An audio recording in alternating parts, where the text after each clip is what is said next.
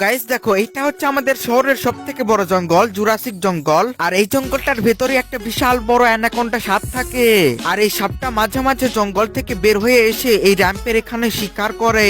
তো গাইস আমি এখন যাচ্ছি সেই জুরাসিক জঙ্গলে ওই সাপটা দেখার জন্য।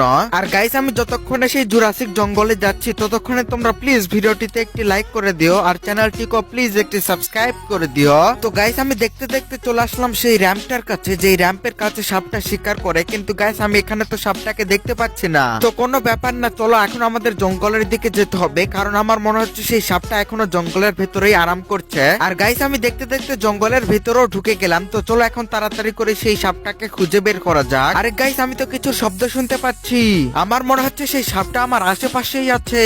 আর গাইস আমি আরেকটু সামনে আসার পর ফাইনালি সেই সাপটাকে দেখতে পেলাম। ও ভাই সাপ, দেখো এই সাপটা কত বড়। তো গাইস আমি এখন এই জঙ্গলটা থেকে পালাই, না হলে সেই সাপটা আমাকেই শিকার করে নেবে। বাই।